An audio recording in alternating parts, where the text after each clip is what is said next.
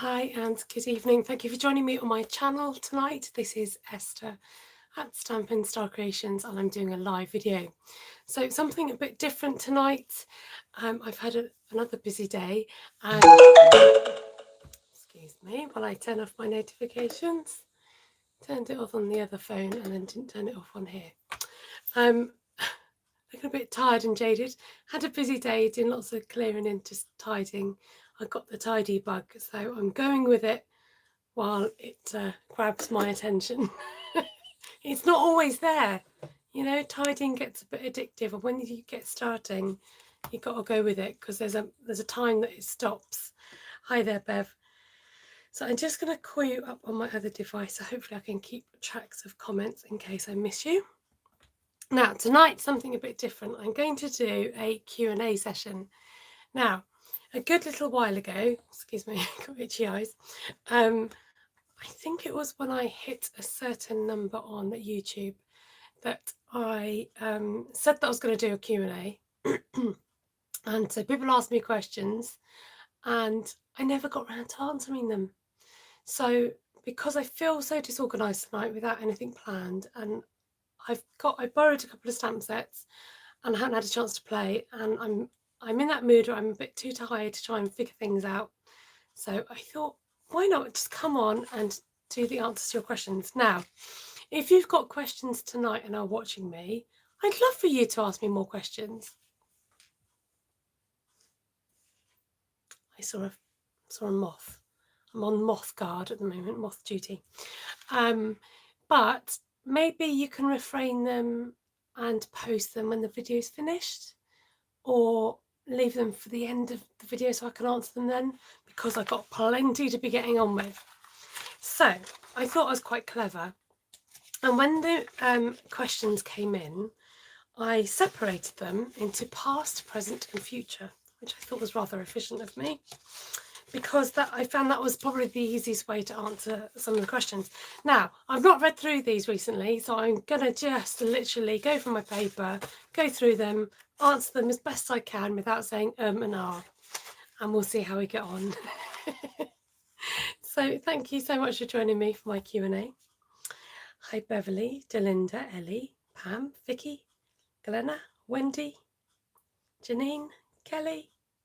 I think that's everybody. Joanna sneaked in. Good to see you all. I hope you are well. Let's get started. Right. Shall I tell you who asked the questions? So Deborah Mitchum, if you're here, she says, how did you initially start your business? Hold on a minute. Why have I got a separate? Oh, okay. How did I initially start my business? So I presume she's talking about Stampin' Up when she means my business. Now, I've been card making for years. So I got into card making, I think, at the end of school when I started using wrapping paper to make cards. That's how I kind of first started. And I built up a collection of cards. I'd always wrote notes, little notes to people, thank you notes, and then I got into card making. So I've been card making for quite a few years.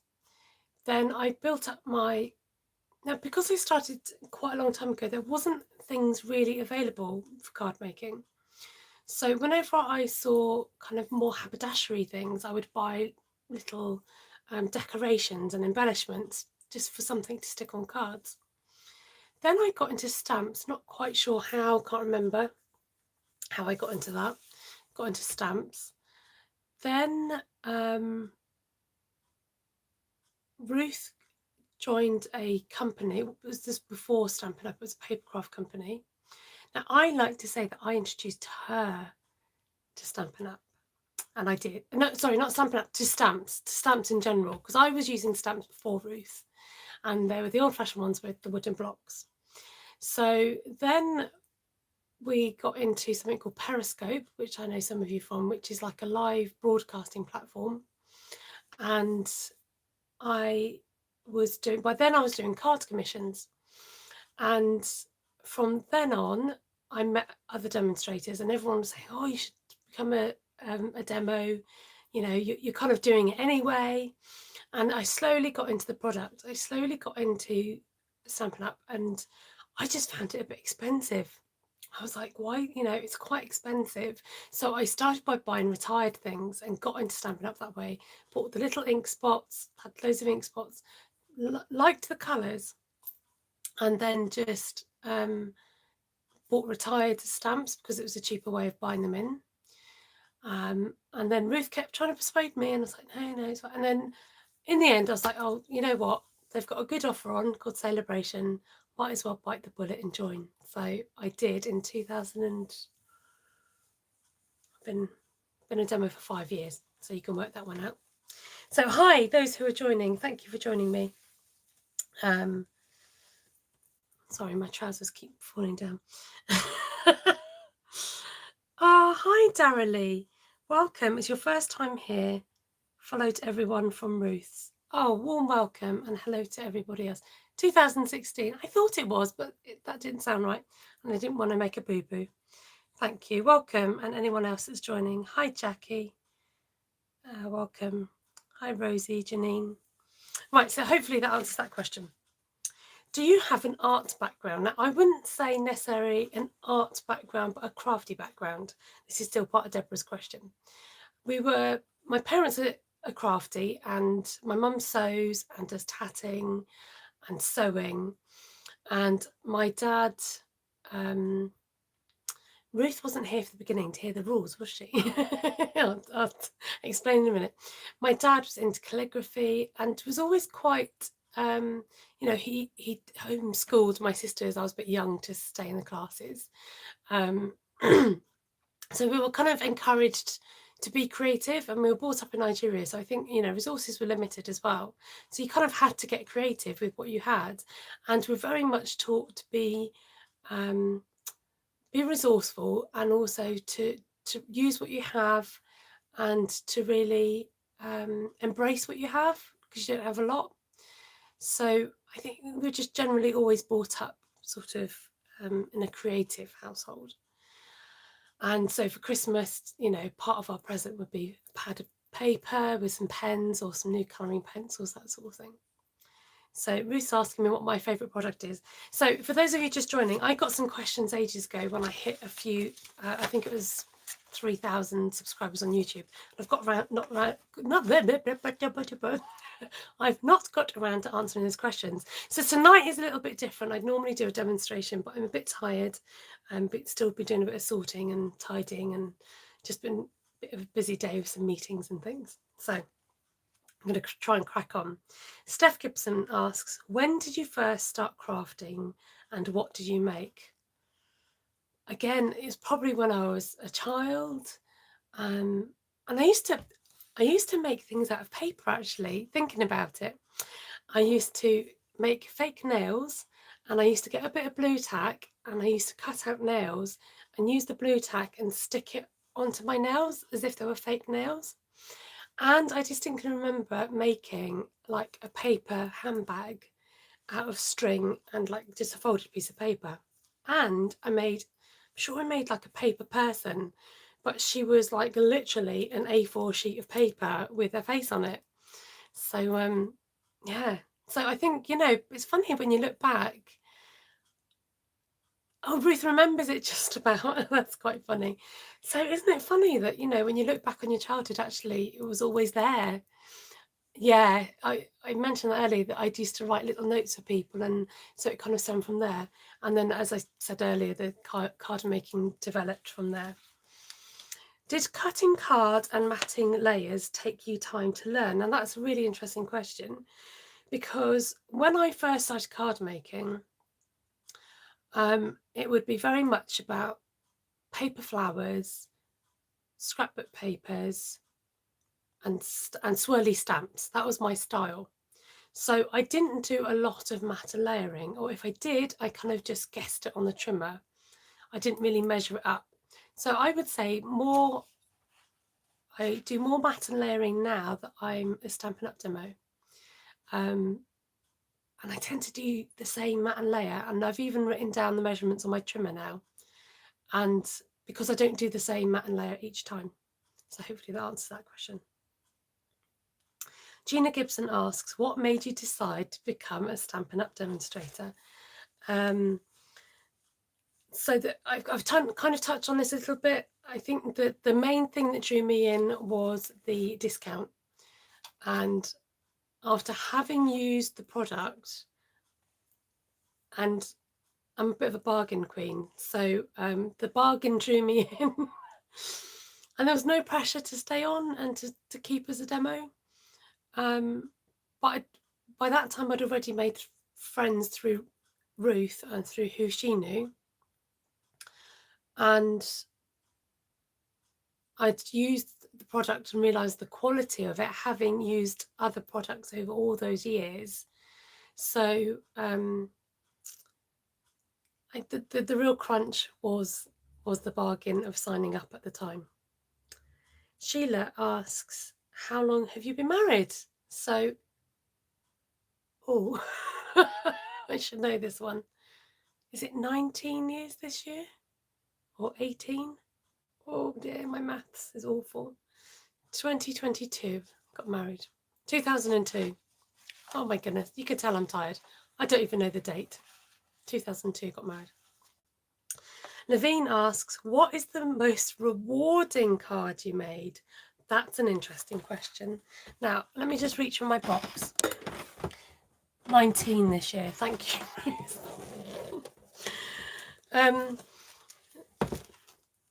So I just want a disclaimer, this isn't, like I said, if you're just joining and haven't been on my channel before, this is a bit unusual for me. I don't normally do a Q&A. I would normally do a spot of crafting and stamping. But do stay and have an earwig. So the question was, what is the most rewarding card? Now, the most rewarding cards I've made for challenges, and they've had, anything that's had a good response on YouTube is quite rewarding, because you wonder what it is about the card that's made it stand out.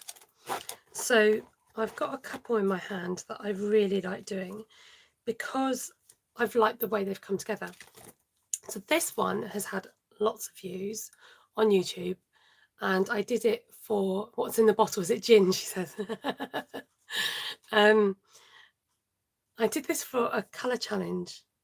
What? Ruth twisted my arm, people are saying. What's Janine saying? So this I did for a colour challenge, and it's just one of those cards that just came together in every way. It was a bit unusual.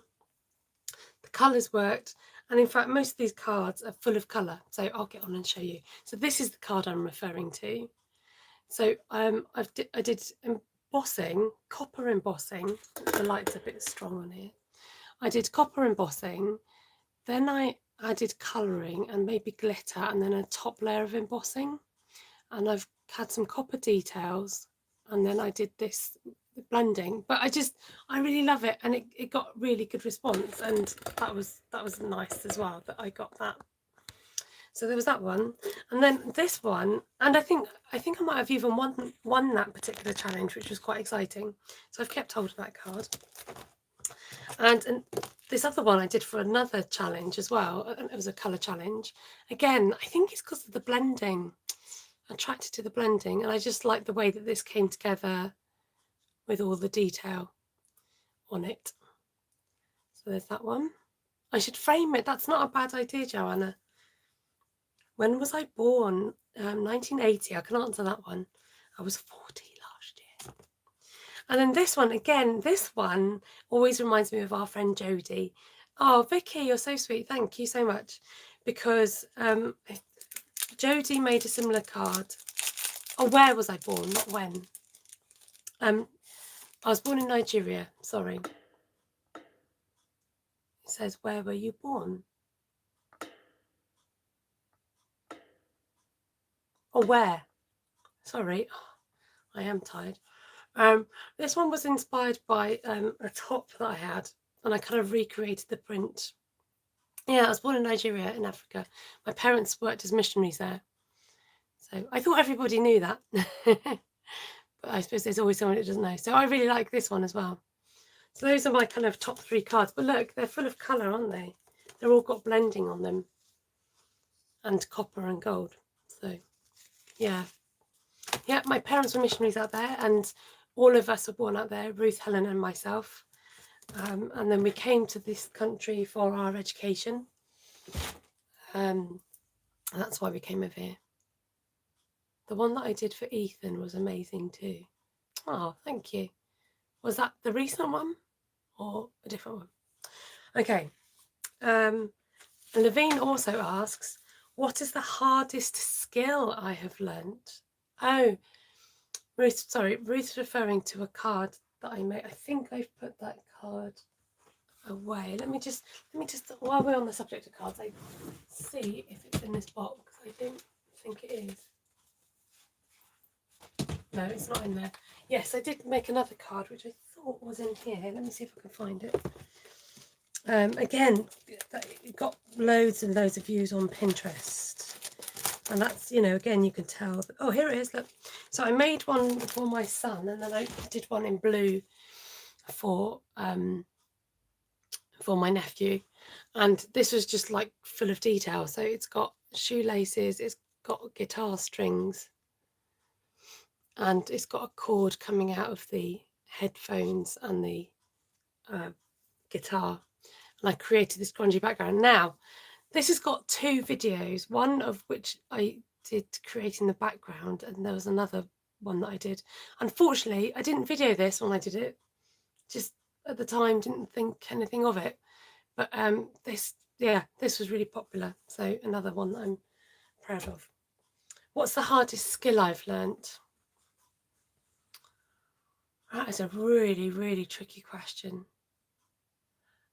One of the hardest things is, I would say, turning a hobby into a business and reaching that point of letting go of, not letting go of your hobby, because it's always something you're going to love, but to have a different hat on, a business hat, as opposed to a hobby hat, I suppose.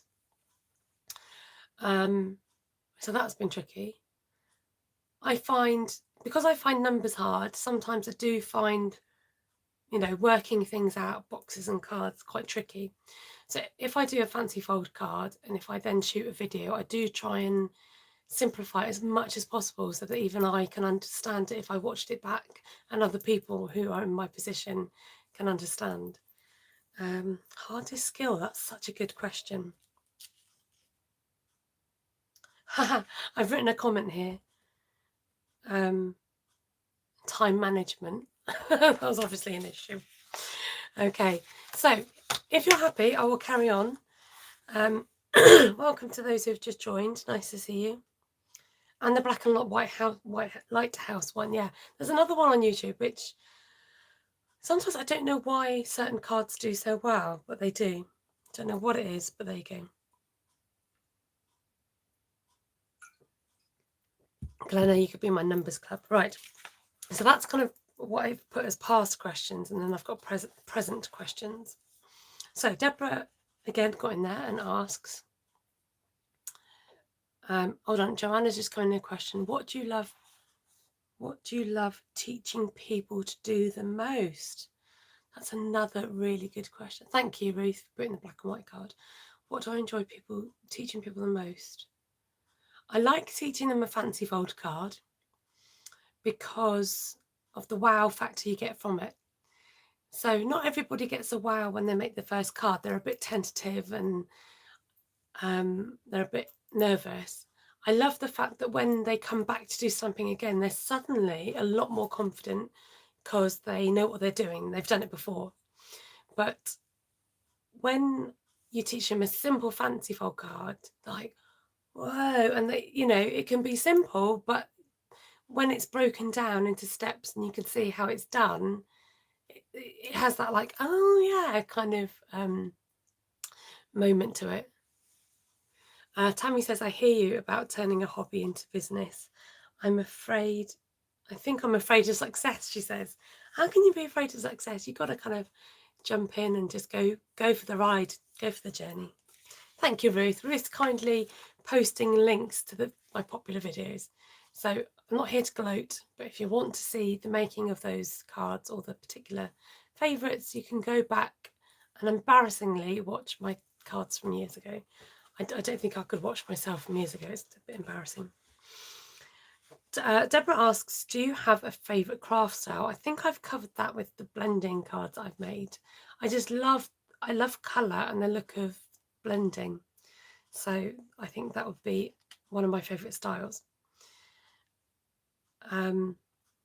Whose style inspires you the most? That's an interesting question. When I first started Stampin' Up, I didn't feel like I had a style. And it took me a little while to find my style, because doing Stampin' Up was different from what I'd done before. The stamps were different and the style of stamps were different and the way I crafted was different. But what it did do was open up this whole new world for me, and it really grew my creativity and stretched me to ways in my creativity I didn't even know that I could reach. I know that sounds a bit extreme, but it's true. Because I was using different products and new colours and experimenting and playing. And I remember initially thinking, oh, this is so exciting. You know, I'm doing things now that I wouldn't have ever done before if it wasn't for getting involved with Stampin' Up.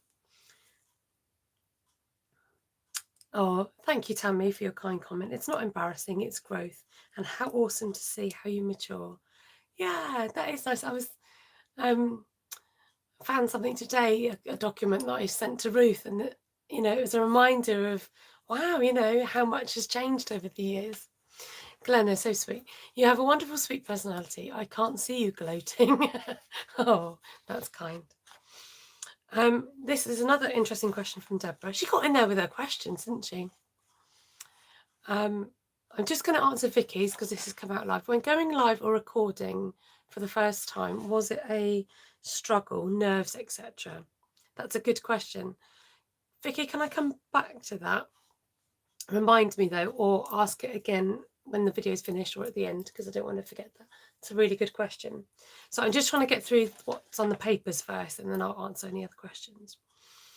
So Deborah asks, do you pre-plan most of your card layouts, or do you freehand design as you go?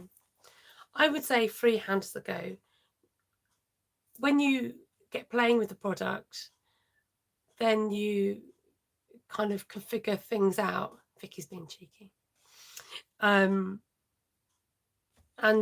sometimes I think I work out how things react or how big things are, because sometimes in your head you might have an idea of how something looks, but when you get the stamp set you're like, oh, actually the stamp's different proportion than what it was in my head.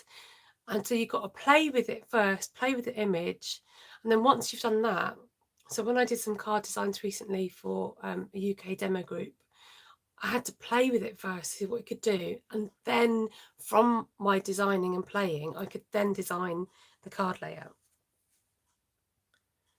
Janine says, love to watch you, Esther, because you're very real. Make fun of yourself along the way, you show your mistakes. And I think that's another thing that I've learned doing these lives and videos, that people actually like to see the mistakes, and it shows that I'm a real person. But I've got to the point now where I like to think that I can fix it as well, and to show people how to fix it, and not to worry that actually I have been doing this for a little while, so it has now come second nature of how I could go about fixing things. Whereas if you're new to it, it's tricky. You know, you're like, wow, what do I do? Or if you're a perfectionist crafter, whereas I'm not, that makes a difference as well. Francis Bull says, do you have a favourite colour palette? That's a good question. I am drawn more to the bright colours and the regal colours. So, yeah, bright colours, just because they're so cheery, I think. But I don't have, there are certain colour combinations that you can kind of go back to and always rely on. So your yellows and greys are always a great one, or your blues, like Elise just said, like your navy blue, or just monochromatic, loving a monochromatic, because I think it really shows off a colour and how it could be used. But chucking in a neutral is great. And then just recently I've tried pastels. I have gone for the more subtle colours as well. Was there a comment? Delinda says, you do fix your smudges with grace and style. Very sweet. Francis also asks, which technique is your favourite and why? Again, I think I've kind of covered that with blending, but I would chuck in embossing and now gilded flakes. It's quite good. Jane Dodgson asks, what do you use Memento ink for? So Memento ink is for, you can use it with your alcohol pens, but it's not waterproof as opposed to the StazOn. No worries, Janine. Oh, take care. Lovely to see you. I'll leave this up anyway. Is Pamela off as well? Love this chat, but have to go. No worries, Pam. Take care. Please explain how you use Wink of Stella and uses for vellum paper. So Wink of Stella can be used to touch up anything. And if you don't know already, you can kind of take it apart and refill it a little bit with alcohol and even a bit of water. And, you know, it can actually last much longer than you think. So even when it's run out, you can use that. Uses for vellum. So Stampin Up recently put up a I think it was on Instagram, about using vellum behind an image just to create softness. Now vellum is a bit more versatile. You can colour it, you can emboss it, heat emboss it and colour it. So you could do both those things. You can run it through an embossing machine, you can tear it, you can cut it, you can die cut it. So actually vellum's one of those things that people don't like to use, but actually you can do quite a lot with it. Hi there, Jane. You just got to find somewhere to stick it where it's, you know, not visible. Stick it with something that's not visible. Hi Bobby, nice to see you. Okay, Steph Gibson asks, do you buy craft supplies from other companies or are you 100% loyal to Stampin' Up? Funny she should ask that, or this should come up now. I've been having a good old sort out of my boxes, my storage boxes beside here, my unit, and I've been getting rid of a lot of non-Stampin' Up stuff. I don't think I buy any more stuff that's non-Stampin' Up, just because I don't have to, because Stampin' Up kind of has everything I need. So in short, I tend not to buy other companies just because I don't need to.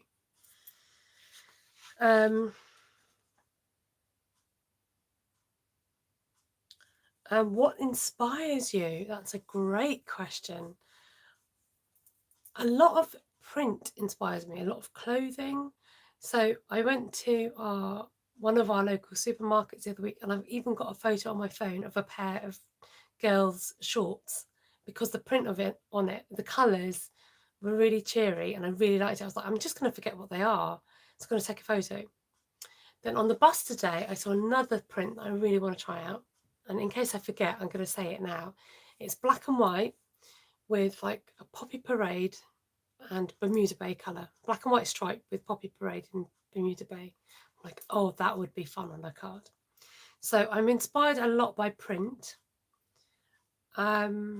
Less so now on Pinterest. I'm less inspired by Pinterest.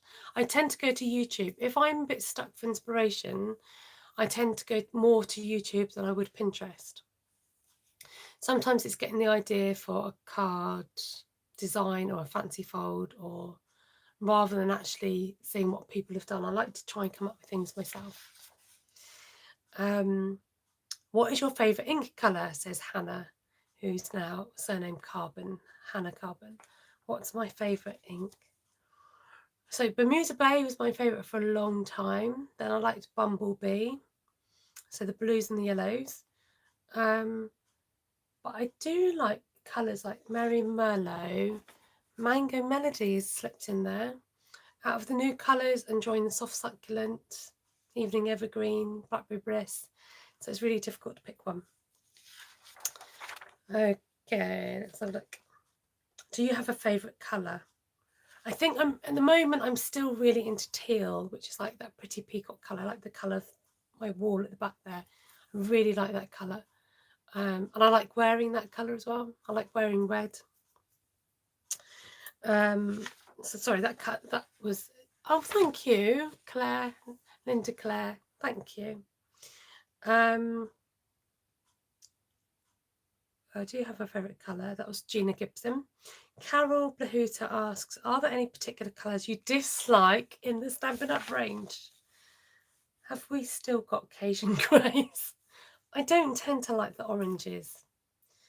Cajun Greys and Cinnamon Cider, those kind of orangey colours, I just don't really like them. I'm not drawn to them. Flirty Flamingo can stay there as well. And although Calypso Coral is an orange colour, I do find myself using it quite a bit. I'm just trying to think. Garden Green, again, use it occasionally. Just find sometimes it just doesn't go with other colours. So, hello, Bonnie, welcome. Ellie says, you're like me, I see the world in Stampin' Up colours. Yeah, it's an easy reference, isn't it? Okay, Claire Brown says, what is your favourite stamp of all? My favourite stamp of all. I don't know if she meant stamp set or stamp, but you can't go wrong with a script and a spot. Thank you, Bobby. Thank you so much. Thank you for the super chats, everybody. Yeah, you can't go wrong with a textured stamp and a good happy birthday. So I'm keeping it very nominal, that one. She also asks, which stamp have you made the most cards from? That is a good question. Bobby, I don't know if you meant to do that twice, but thank you. You can't take it back now. No worries, Cindy. Take care, lovey. I think when High Tide was in, I used that a lot. You did mean it. Like, I'm not sure if you're serious or not, Bobby. High Tide, the one with the lighthouse, got used a lot because it was so versatile, and you could use just the birds or part of it and not all of it. The one that I use most now probably be Forever Fern. That comes out quite a bit. That's carried over. I'm trying to think if there's anything else. The other one is the birch stamp set. Is quite useful as well. The one that does like a birch background.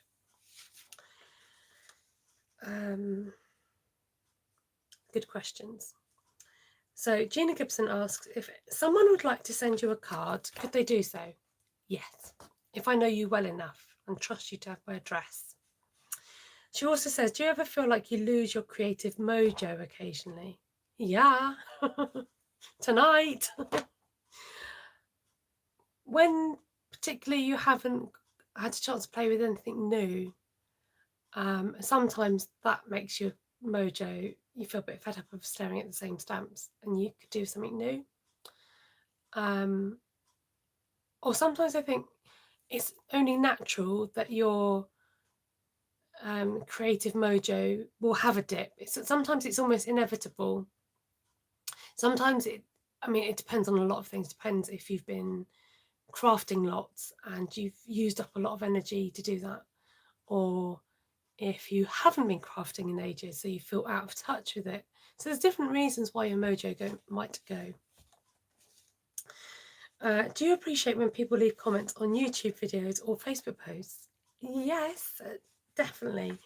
I do try and reply to comments, and if they're not straight away, I've been known to do it months down the line where I've missed comments. So I've been a little bit slack recently and haven't replied to recent comments just because I've not sat down to just reply to comments, and that's what I tend to do, is reply to a load in one go. But I definitely appreciate it. I'm amazed that some people are so consistent with commenting and replying to posts or just telling me they've watched the replay, and it's really appreciated. Hi Sheila, we answered one of your questions earlier, Sheila. You'll have to go back and watch. So yeah, definitely I do really appreciate it. And now that we have thumbs up and even people that have been super chatting, any kind of appreciation I appreciate, because I know that people have taken the time to do that. Beverly Mika asks, what hobbies do you enjoy when you're not working on your SU business? So during lockdown, I got into line drawings, and I was thinking about it the other day because I haven't touched it in a while and I've lost my mojo for that. And I'd like to kind of get into it a little bit more. Oh, thank you, Linda. I appreciate you all as well. I do some crochet. I do like to do blankets. I'm a bit safe with a blanket. Tried baby booties about 100 times. Just can't do it. Anything else that I do? Sometimes I bake. I used to bake a bit more often. I'm just reading this. Just got through playing cards, hand and foot. Esther, you've always replied to all my questions or posts. Ah.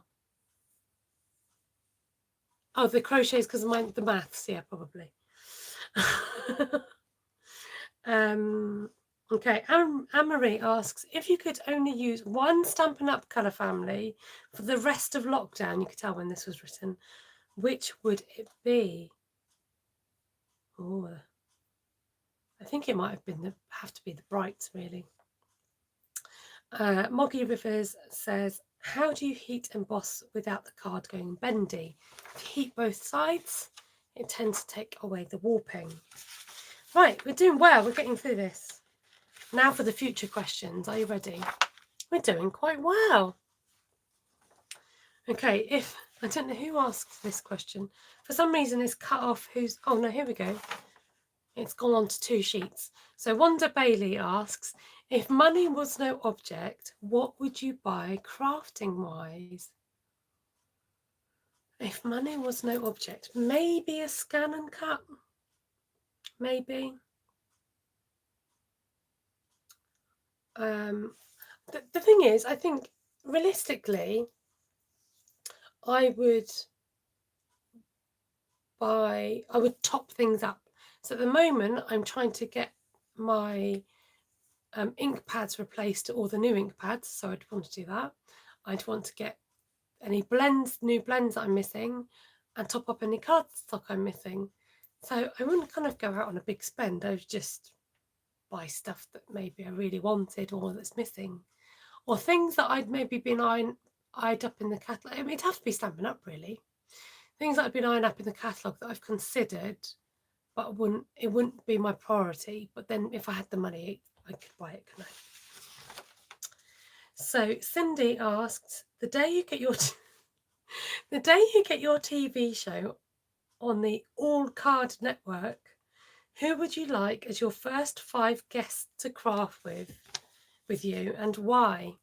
So if I had my own TV show, if I was on a TV show, it was the All Card Making Network, who would you like as your first 5 guests to craft with, and why? Well, Cindy, it's just going to have to be you, isn't it? You'd be one of my many craft guests. Brad Pitt, says Ruth. Wouldn't that be cool to actually... Oh, Jason, what's his surname? Aquaman. Just saying. I wouldn't be able to concentrate. No, George Clooney doesn't do it for me. Brad Pitt, I'd have him. Yeah, a bit of Brad Pitt. I just assumed they had to be crafty guests, but I guess they don't have to be crafty, do they? Somebody who'd be quite interesting would be somebody like... I'm so rubbish with names. Thor. Oh yeah. My brain tonight is gone. On the Great British Bake Off, Blue Eyes, Silver Fox. You know, somebody who's really good in his line of work, but chuck him in a card channel network. Paul Hollywood, thank you. Chuck him on a card making channel and see how he could do. Do you know what I mean? Something like that. Or somebody that would have a really interesting past. I can't think of anybody, I need to think, but yeah. But the thing is, if somebody like really hot came along, I'd be too distracted. I wouldn't be able to concentrate. I'd be making loads of mistakes. But yeah, I'd happily have Jason, whatever his surname is. Brad and George are interesting, says Ruth, and Vicky wants to come on in with me. It would have to be your team, says Ellie. Yeah, but if I had a choice, it'd be, you know, somebody famous. Sorry. Okay, let's see who's asked this. So Judy Kerrig House, could you consider some shows with each of your family members? What a cute idea. So my youngest son would, I mean, I think he'd happily come on to YouTube if I let him. So yes, I would consider it and I could consider it. My eldest son came on, I think it was a Facebook Live with me, and he taught me how to do an origami heart for a card for a Facebook Live once. And Matt has made an appearance also. Jason Momoa, that's his surname. I didn't want to say it and get it wrong. Yeah. And not Glenna, but I think Linda's introduced me to a few hot people on our Zoom. And I went off to Google them. I'm like, oh, she's got good taste. Anyway, back to the question. So yeah, if you want me to see me crafting with maybe my youngest son, that'd be fun. And I've crafted with Ruth before, always a laugh, always. I have great times. Okay.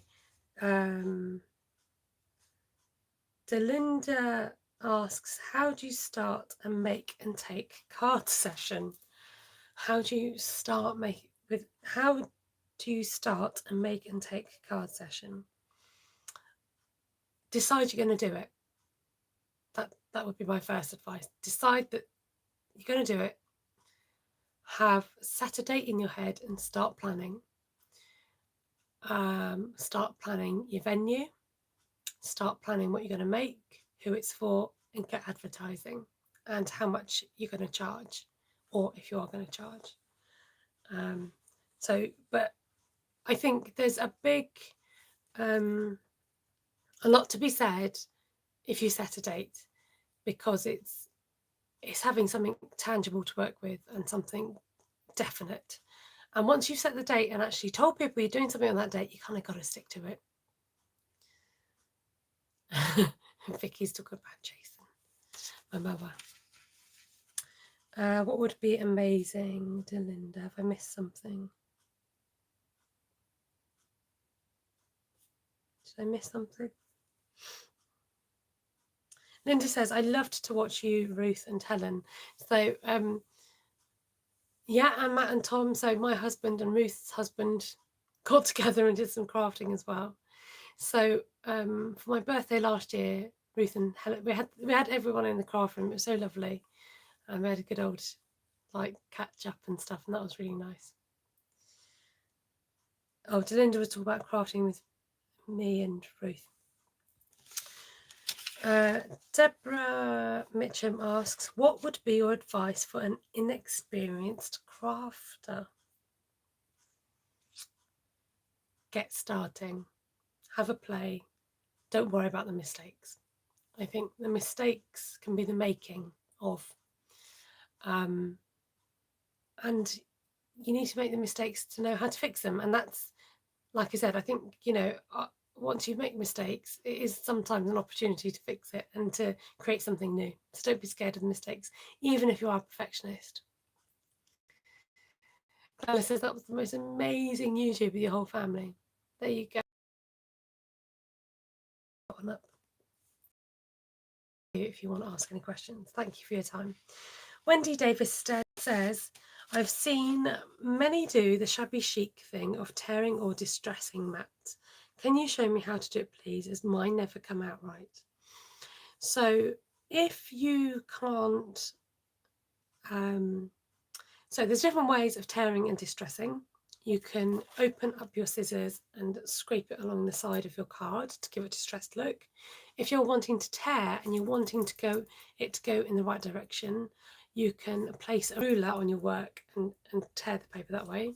Or if you want a more jaggedy edge, I would suggest an aqua pen that you can do. If you wanted a more wiggly line, go over with the aqua pen first, which moistens paper, and then you can tear it off and it'll give you a straighter jaggedy edge. So I hope that answers your question.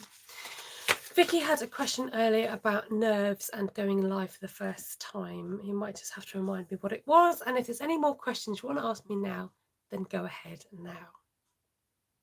Oh, Glenna, it was. So Glenna's referring to our family video that Richie said. It was so great to watch it. Makes us feel like we were right in the room with you all. Yeah, it was so special. And it was really nice to have it recorded as well. So Vicky was asking a question about nerves and getting started on lives. So I think I'm just going to try and answer the question from memory.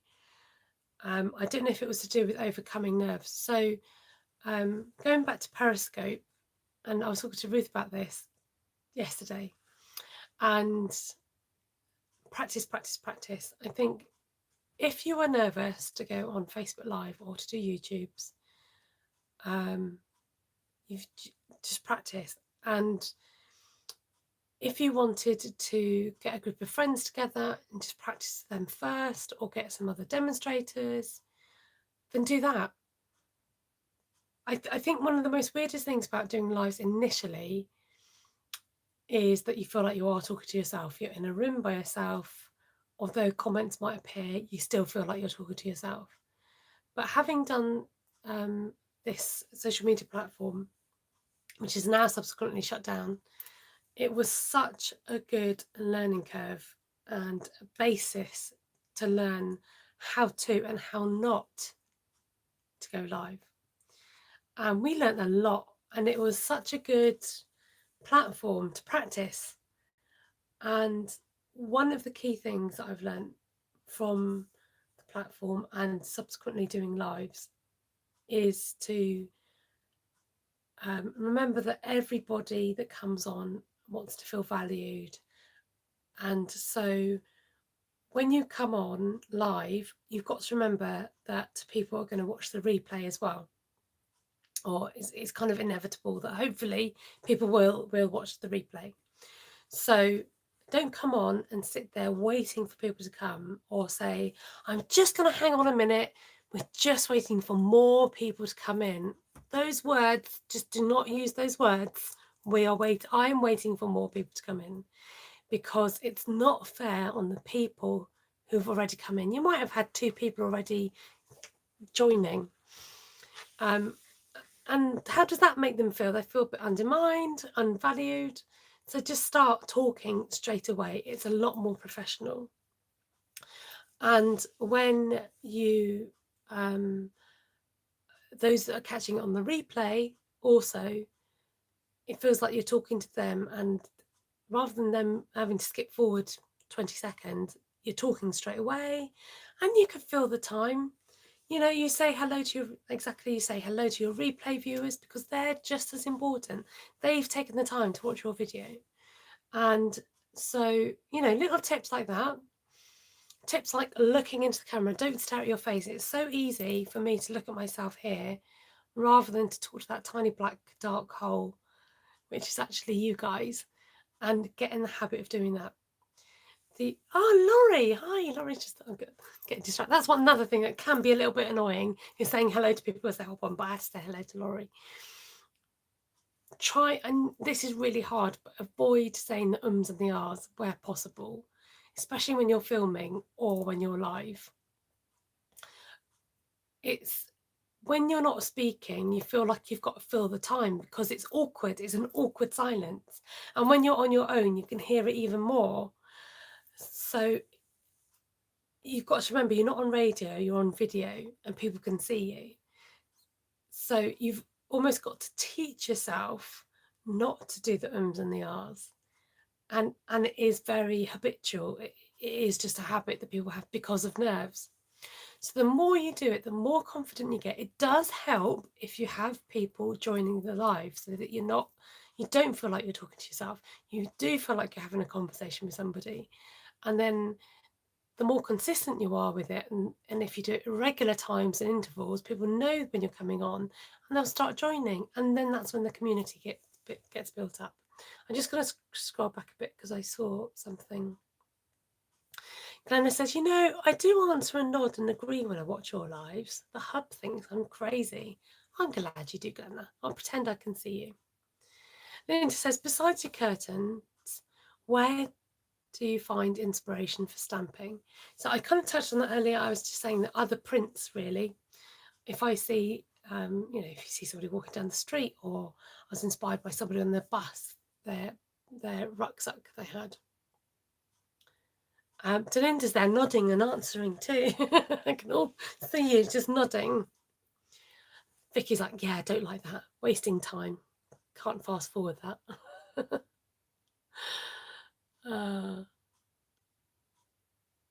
Hi, Barbie. Lovely to see you.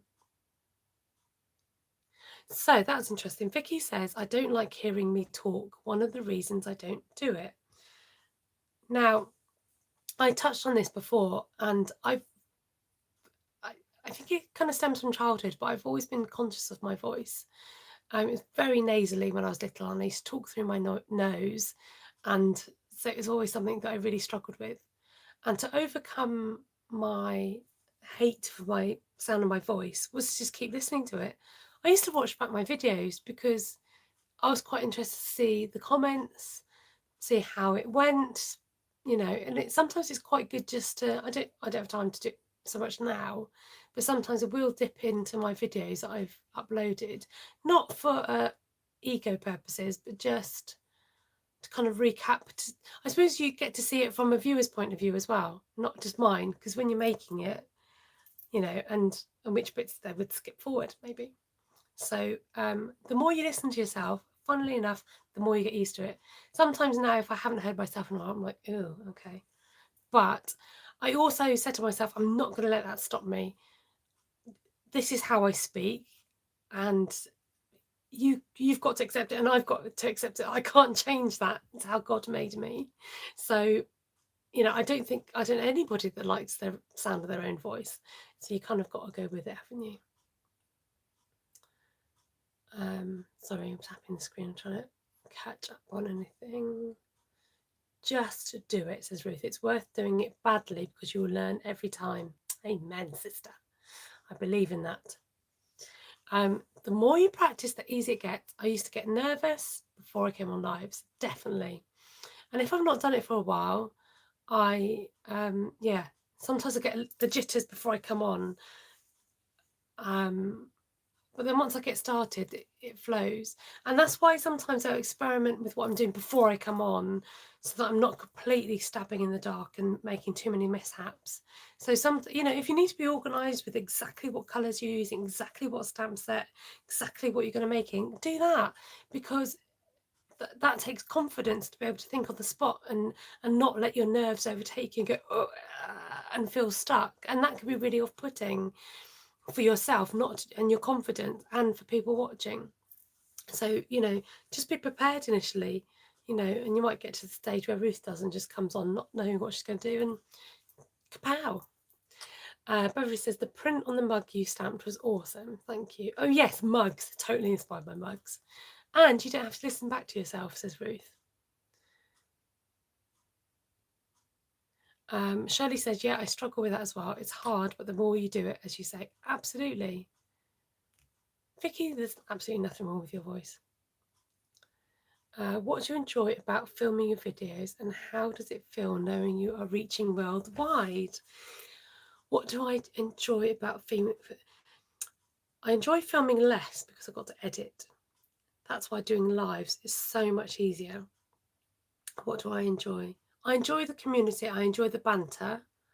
And I remember my sister Helen saying, God, you and Ruth seem to have a bit of a bigger personality when you're behind the camera, more than usual. And I would definitely agree with that. But just because things naturally, you can kind of have a bit more fun when you're doing it. So I enjoyed the laughs, and no matter what day I've had, or if I felt tired, if I've been busy, I can come on here and make with the community. And it's a real pick-me-up, and I love that aspect of it.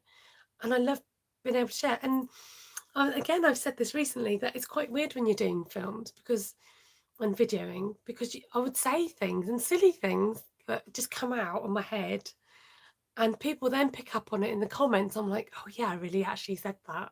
So you've really got to be accountable for your words and realise that people are listening in. we're listening to what you say, and sometimes I forget that. So I gotta be careful with what I say. How does it feel knowing you are reaching worldwide? It kind of doesn't feel like I'm reaching worldwide. I think I am a bit used to it, I must admit. But I love the fact that there could be people watching from all around the world. Yeah, I love that. I love that there's this community and you get to know about cultures, and I feel like I've learned a lot because of having this platform and being able to have a community of people. Vicky said it was scary. Keep doing it, Vicky. Glenn is nodding and agreeing. Ellie says, I never look nervous. I'm not nervous anymore. And I think, like I said, you can learn to disguise your nerves. So I don't know whether to say this. I don't think I will, because it's a bit embarrassing on my part. So I won't say it. So I think there's a lot of things you can actually disguise and not show. In fact, so recently I did a live, I won't say what event it was, but I came away afterwards feeling it was an absolute flop. I was like, why did I bother? Didn't enjoy that. I wasn't looking forward to it.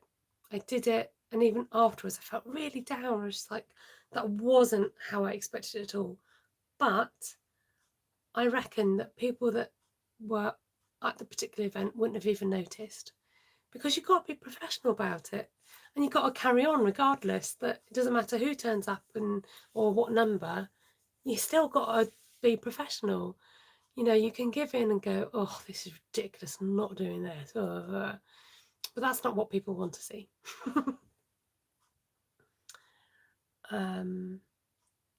Barbie says, you seem very natural and easygoing when I watch. Would never think you're nervous.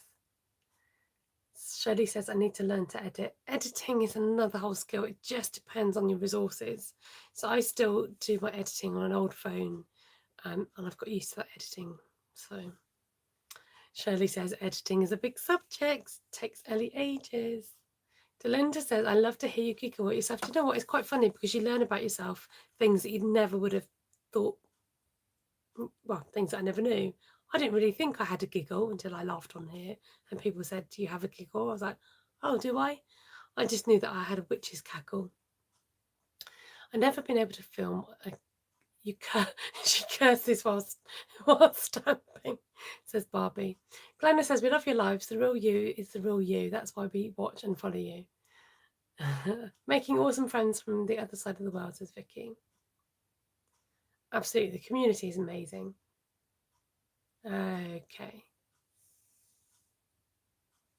Did you get to go on the cruises, says Bonnie. So Bonnie is referring to the incentive trip. So if you are a Stampin' Up demonstrator and you hit certain targets and do really well with sales and build up a good team and, you know, do amazingly in your year, then they put on what's called an incentive trip, where you get to go to amazing places. So at the moment, the incentive trip people have just been to Maui, and they've been to Greece and Alaska and Thailand. So all these amazing places I would love to visit. But unfortunately, I'm not there yet. And that's going to be my tag, yet. So I am working on my next big target, which is to be the next level, which is to become a silver elite. And I'm working hard to get to that title, but I know that it will happen organically, and it's all in God's hands. I don't have to rush these things. Welcome, Rangdy. Life is art. Editing is what puts me off many times from sharing on social media, but I want to give back to the community that is so accepting and supportive. Find all who share so inspiring. Oh, it's nice to have you here. Do share your name if you want to. Thank you for joining in with the comments. Barbie, mwah, thank you. Bless you for that super chat. Thank you so much. Is it Safina? Is that who was commenting? We should do our own cruise, the Artful Stampin Star Creations cruise. Oh, you're from the UK. Amazing. Welcome. Did you come over from Ruth's channel? Barbie says, buy more supplies and get on that cruise. How about find me some more customers? Okay, any more questions? It's just gone over the hour mark. So welcome, Safina. What a beautiful name. Thank you for joining us. Life is art. I rarely edit, says Janice. I love that, Janice.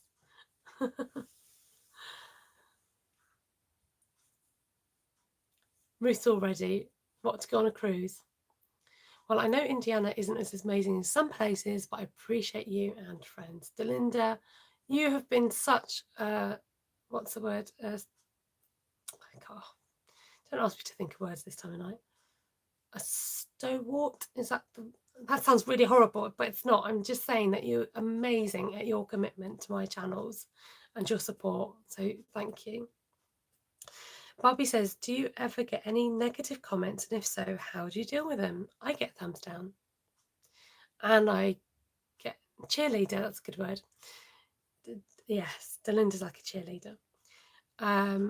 Yeah, I rarely get negative comments, but I do get some.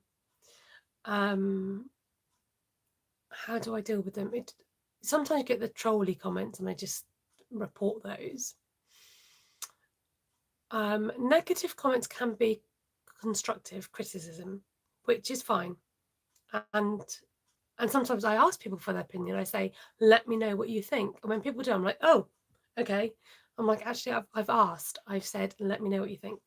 So some people say, oh, I would have preferred it in a different colour had you not added such and such. So, you know, and that's fine. I did get a negative comment once where I think somebody misunderstood what the aim and the purpose of the video was, which was a shame. And I felt like I had to respond to that because I was like, you're totally not getting it. This is not what I'm trying to get across here. So that was a little bit awkward. Yeah, negative comments happen. Sometimes I choose to ignore them because it's not worth replying to. And people don't realise, again, I've said this before, that thumbs down is still part of the algorithm. I'd rather the thumbs up, but it's still a reaction. So, and I try not to take it personally anymore. I think when you first get thumbs down, it's like, oh, why are they thumbs down? I think a lot of the time it's because I've ranted on for over an hour. But, you know, nobody's brave enough to say, do you know what, I've given you a thumbs down because you've ranted on for over an hour. Dylanda's like, what negative comments? Thumbs down, smack them. It's not how Dylinda talks, but I'm making it up. Right, before I go, any last questions? Thank you, you 40 lot of people that have come to listen to me rant tonight. Appreciate it. I'm just going to take a swig of water.